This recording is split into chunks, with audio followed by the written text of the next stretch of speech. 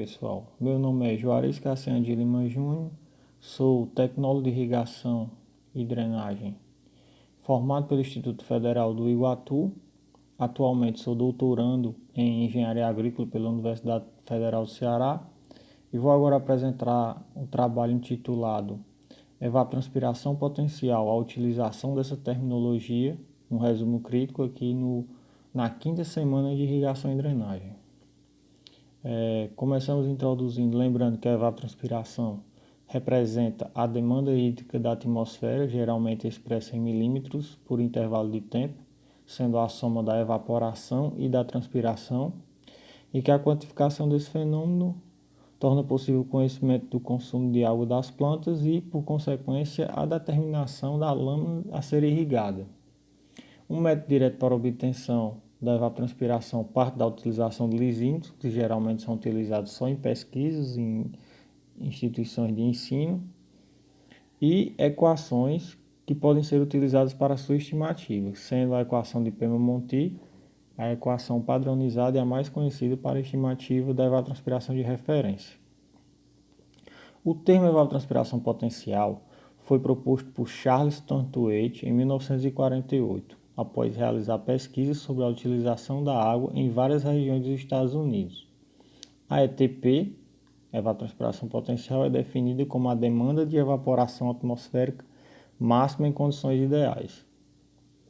Apesar da possibilidade de ambiguidade entre a evapotranspiração de referência e a evapotranspiração potencial na literatura, essas terminologias diferem em desenvolvimento, conceito, equações e campos de aplicação. No entanto, muitos pesquisadores unificaram a utilização dos dois termos. Portanto, é necessário esclarecimentos para orientar a sua utilização. A evapotranspiração potencial, como já dito, é o valor máximo da evaporação que ocorre em condições ideais, e o objetivo inicial dessa abordagem é o conhecimento de se uma área qualquer está seca, partindo do índice de aridez, que relaciona a quantidade de água evaporada com a precipitação pluviométrica de uma dada região. No caso, por exemplo, a região do município de Iguatu, em que chove aproximadamente 800 milímetros em média e evapotranspira 2.000 milímetros, a gente teria um índice de 0,4 e nos enquadraríamos em uma região semiárida. Ainda em 1948, o meteorologista Harold Peman forneceu uma nova equação para o cálculo da evaporação. É importante notar que nem Peman e nem outros autores da área, como John Monty e Charles Priestley, utilizaram o termo potencial ou até mesmo o termo evapotranspiração. Equações para estímulo da evapotranspiração potencial são inúmeras, baseadas tanto em transferência de massa, como em temperatura, como em radiação. Entretanto, elas são muito confundíveis com as equações que foram propostas para a evapotranspiração de referência, sendo que a própria equação de Pema-Monti, a equação utilizada para a evapotranspiração de referência, também é utilizada para a evapotranspiração potencial, vista a ambiguidade. Assim, minhas considerações finais são que a evapotranspiração potencial é a taxa de evapotranspiração que possivelmente ocorre quando todas as superfícies do solo e ou planta estão úmidas. Assim, sua taxa depende exclusivamente das condições atmosféricas e características de superfície, albedo e rugosidade. Em função dessa uniformidade não ocorrer sempre e quando sim não se manter por longos períodos de tempo, a ETP, termo que pode ser utilizado para descrever a taxa máxima de evapotranspiração, tem aplicações limitadas, segundo Jensen e Allen em 2016. Eu vou mais além, que pode-se observar essas limitações partindo que a equação padrão para a estimativa da ETP é a mesma utilizada para a evapotranspiração de referência, que considera uma situação ideal como uma cultura hipotética padronizada, com dimensões pré-determinadas e sem nenhuma restrição hídrica ou nutricional.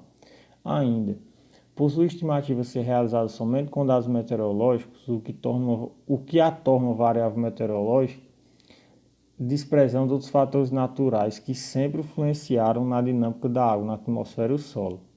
Ainda mais quando se utiliza o termo ETP para uma caracterização climática de um local.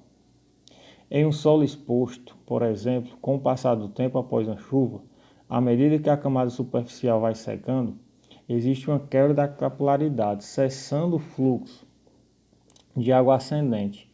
E embora haja gradiente hidráulico, a camada de solo seca na superfície não existe capilaridade.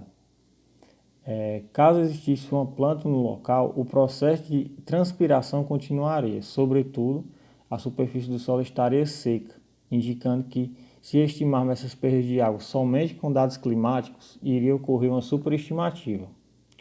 Por outro lado, o solo com vegetação, seja ela agrícola ou floresta, ocorre ao contrário. Vide a correção necessária via KC, devido à evapotranspiração da cultura ser maior que a evapotranspiração de referência, principalmente em plantas mais desenvolvidas com copa maior. Assim, é seguro afirmar que a quantidade de água que se transforma em vapor é maior do que é estimado utilizando somente os dados climáticos. Desprezando a cobertura do solo, incluímos conscientemente a possibilidade de super e subestimativos no cálculo de água transformada em vapor, e em função disso, a utilização da palavra potencial deveria ser considerada obsoleta. Não somente por se tratar de uma questão semântica, a escolha de termos apropriados, em acordo com a pesquisa, é necessária para otimizar o rigor e o entendimento dos conceitos.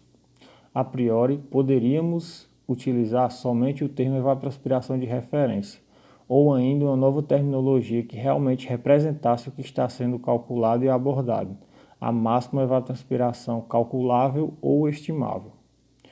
Muito obrigado pela atenção de vocês.